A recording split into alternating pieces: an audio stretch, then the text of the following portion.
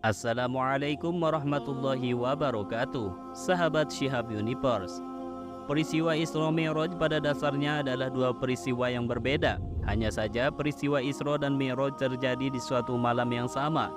Namun masyarakat sekitar menganggapnya sebagai peristiwa yang sama dengan menggabungkan dua kata, yaitu Isra dan Mi'raj. Isra secara bahasa berasal dari kata saro yang bermakna di malam hari. Adapun secara istilah, Isra berarti perjalanan Rasulullah Shallallahu Alaihi Wasallam bersama Jibril dari Mekah Arab Saudi ke Baitul Maqdis Palestina dengan mengendarai buruk dengan waktu yang relatif singkat. Sebagaimana firman Allah dalam surah Al-Isra ayat ke-1, Maha suci Allah yang telah memperjalankan hambanya pada suatu malam dari Masjidil Haram ke Masjidil Aqsa yang telah kami berkahi sekelilingnya, agar kami perlihatkan kepadanya sebagian dari tanda-tanda kebesaran kami. Sesungguhnya dia adalah maha mendengar lagi maha mengetahui. Al-Quran Surah Al-Isra ayat ke-1. Kemudian kata Mi'raj secara bahasa adalah suatu alat yang dipakai untuk naik. Adapun secara istilah yaitu perjalanan dari Masjidil Aqsa di Palestina lalu naik melalui beberapa tingkatan langit, lalu menuju ke Baitul Maqmur hingga sampai di Sidratil Muntaha. Dan saat itulah beliau mendapatkan perintah untuk mendirikan sholat 5 waktu dalam sehari.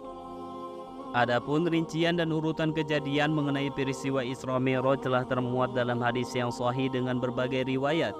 Berdasarkan beberapa hadis yang mengisahkan tentang Isra Mi'raj, kami telah merangkum rangkaian kisah tersebut sebagai berikut. Pada waktu itu Nabi Muhammad SAW sedang berbaring tidur bersama dua orang laki-laki di Hijr Ismail samping Ka'bah. Maka datanglah Jibril dan Mikail serta bersamanya malaikat lain yaitu Israfil. Lalu para malaikat membawa Nabi Muhammad SAW ke sumur Zam-Zam dan melentangkannya. Dan pada waktu itu sesi ini yang lebih berperan adalah malaikat Jibril. Lalu Jibril membelah bagian atas dada Nabi hingga bawah perutnya. Dikeluarkannya hatinya dan membasuhnya hingga 3 kali dengan semangkuk air Zam-Zam serta membersihkan apapun yang mengganggu hatinya. Setelah semua selesai dibersihkan, malaikat Mikail membawa lagi satu mangkuk yang terbuat dari emas dan dipenuhi oleh hikmah iman, lalu menuangkannya ke dada Nabi Muhammad SAW.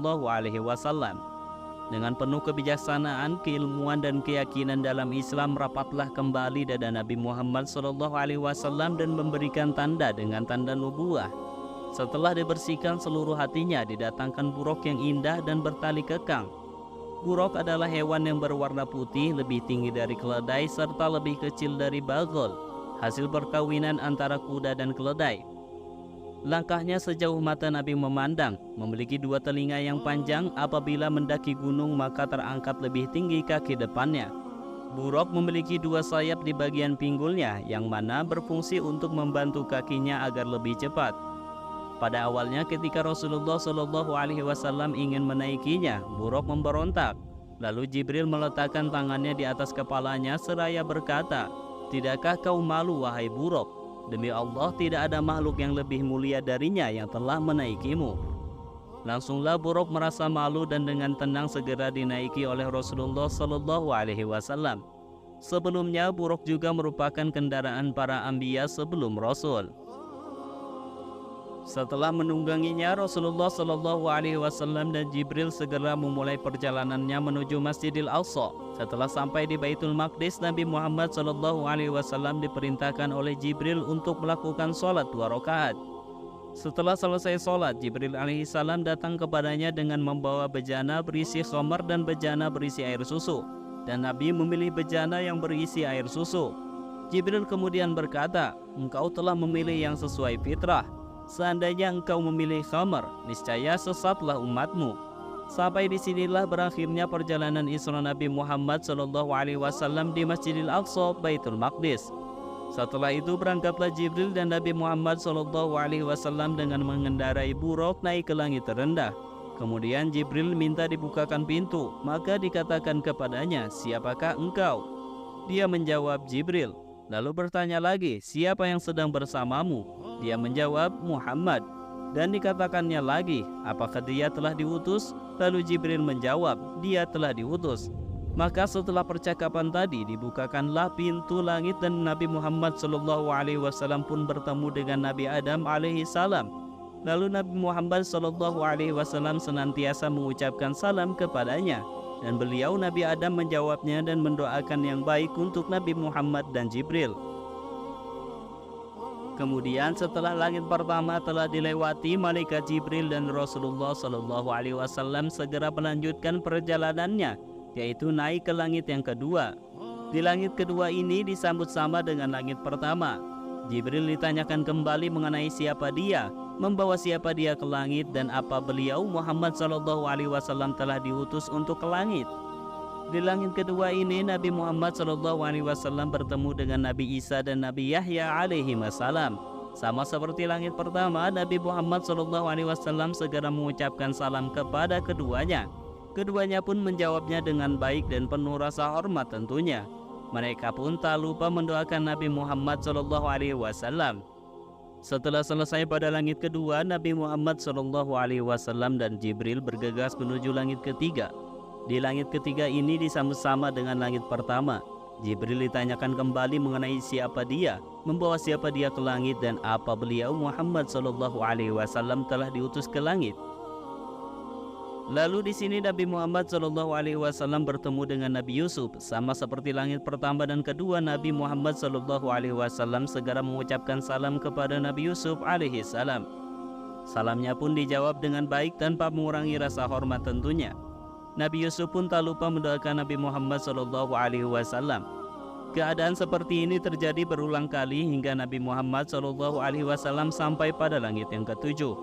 Di langit keempat beliau bertemu dengan Nabi Idris alaihissalam. Di langit kelima beliau bertemu dengan Nabi Harun alaihissalam. Di langit keenam bertemu dengan Nabi Musa alaihissalam. Dan di langit ketujuh bertemu dengan Nabi Ibrahim alaihissalam yang sedang bersandar di Baitul Maqmur. Nabi Muhammad SAW pun juga diperlihatkan Baitul Maqmur, yaitu rumah yang setiap harinya dimasuki oleh 70.000 malaikat. Di Sidratil Muntaha, Nabi Muhammad SAW meninggalkan Jibril dan segera berangkat ke Mustawa, ke hadirat Allah Subhanahu wa Ta'ala. Di hadirat Allah Subhanahu wa Ta'ala, Nabi menerima wahyu kewajiban sholat 50 kali sehari semalam. Kemudian Nabi turun menemui Musa alaihissalam dan mengatakan bahwa Allah telah mewajibkan 50 kali sholat pada umat Nabi Muhammad. Nabi Musa pun menyarankan agar mengurangi kewajiban sholat karena sesungguhnya umat Nabi Muhammad mempunyai kemampuan yang terbatas. Setelah itu Nabi Muhammad pun kembali kepada Allah dan memohon agar dikurangi kewajiban yang telah diberikannya. Maka Allah Subhanahu wa Ta'ala pun mengurangi 5 sholat untuk umat Nabi Muhammad SAW. Kemudian Nabi Muhammad pun turun kembali dan mengatakan kembali apa yang telah diwajibkannya, yaitu Allah mengurangi 5 sholat dari 50 sholat.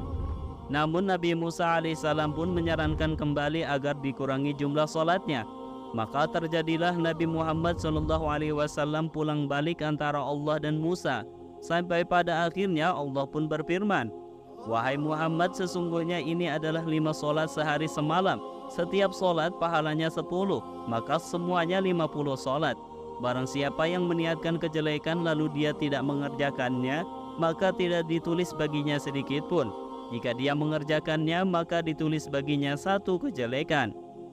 Kemudian Nabi Muhammad pun turun dan menemui Musa alaihissalam seraya menceritakan apa yang telah terjadi di atas sana.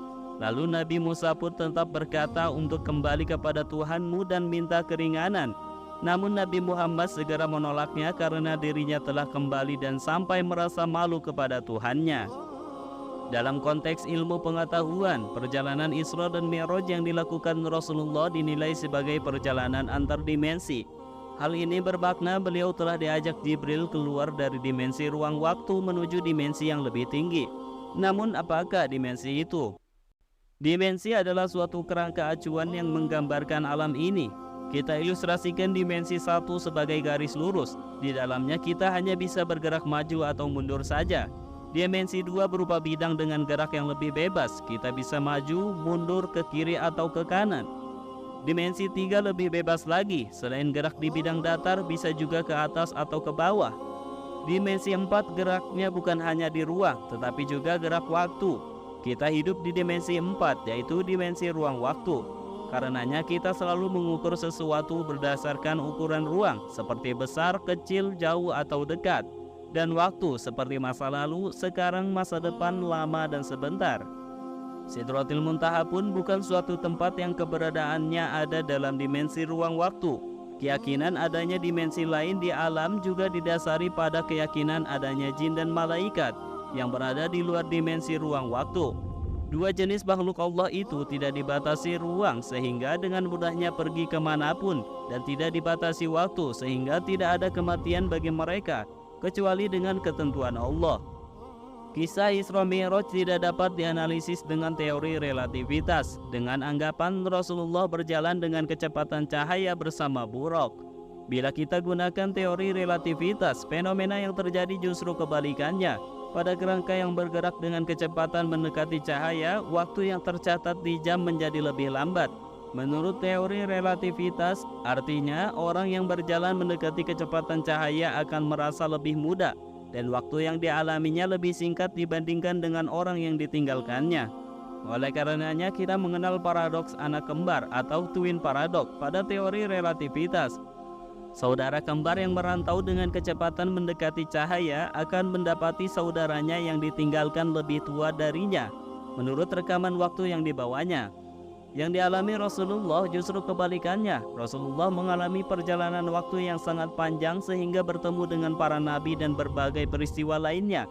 Sedangkan para sahabat yang ditinggalkannya hanya merasakan waktu satu malam saja. Logika sains untuk menggambarkan perjalanan Rasulullah sebagai perjalanan antar dimensi hanyalah upaya untuk menjelaskan bahwa Isra dan Mi'raj benar adanya dan dilakukan dengan fisik, bukan sekedar mimpi atau perjalanan dengan ruh. Perjalanan antar dimensi oleh manusia biasa memang belum dimungkinkan secara eksperimen, tetapi konsep dimensi fisik yang lebih dari sekedar dimensi ruang waktu dikenal dalam sains. Sains dapat membantu memperkuat akidah kita tanpa harus mereka-reka dalam cerita pseudosains atau sains semu karena tidak didasarkan sains yang benar. Itulah kisah perjalanan Isra Mi'raj baginda Nabi Muhammad SAW dalam perspektif sains. Semoga video ini dapat menambah keimanan dan ketakwaan kita kepada Allah Subhanahu wa Ta'ala, Zat yang Maha Kuasa atas segala sesuatu yang dikehendakinya. Wassalamualaikum warahmatullahi wabarakatuh.